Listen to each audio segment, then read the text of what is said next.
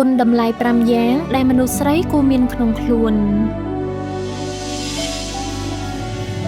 មនុស្សស្រីគ្រប់រូបកើតមកសុទ្ធតែមានសម្រស់និងភាពពិសេសរៀងៗខ្លួនប៉ុន្តែអ្វីដែលធ្វើឲ្យមនុស្សស្រីម្នាក់កាន់តែមានមន្តស្នេហ៍និងមានតម្លៃនោះគឺជាគុណតម្លៃពីខាងក្នុងរបស់នាងសម្រស់ខាងក្រៅអាចជួយឲ្យគេចាប់អារម្មណ៍ក្នុងរយៈពេលដំបូងប៉ុន្តែគុណតម្លៃនិងចរិតលក្ខណៈខាងក្នុងអាចធ្វើឲ្យគេគោរពកោតសរសើរនិងចង់រាប់អានយើងអស់មួយជីវិតខាងក្រោមនេះគឺជាគុណតម្លៃសំខាន់5យ៉ាងដែលមនុស្សស្រីគួរតែបណ្ដុះក្នុងខ្លួន1ភាពម្ចាស់ការលើខ្លួនឯងនិងឯករាជ្យភាពមនុស្សស្រីដែលមានតម្លៃគឺជាមនុស្សស្រីដែលចេះឈរលើជើងខ្លួនឯងឯករាជ្យភាពនៅទីនេះមិនមែនមានន័យថាអ្នកត្រូវតែធ្វើអ្វីៗតែម្នាក់ឯងដែលមិនត្រូវការនរណានោះទេប៉ុន្តែវាគឺជាសមត្ថភាពក្នុងការសម្រេចចិត្តការរកប្រាក់ចំណូលដោយខ្លួនឯងនិងមិនពឹងផ្អែកសុភមង្គលឬវាសនារបស់ខ្លួនលើដៃអ្នកដទៃនៅពេលដែលអ្នកមានឯករាជ្យភាពអ្នកនឹងមិនងាយទុនជ្រាយឬក៏អង្វរសុំក្តីស្រឡាញ់ការអាណិតពីនរណាម្នាក់ឡើយ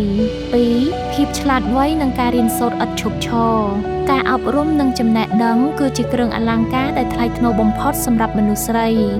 រីដែលតាក់ទាញមិនមែនគ្រាន់តែចេះរៀបចំខ្លួនឲ្យបានស្អាតបាតប៉ុណ្ណោះទេប៉ុន្តែគឺជាមនុស្សស្រីដែលមានគំនិតចាស់ទុំចេះពិចារណានិងតែងតែអភិវឌ្ឍសមត្ថភាពខ្លួនឯងជានិច្ច3ក្តីស្រឡាញ់និងការគោរពខ្លួនឯង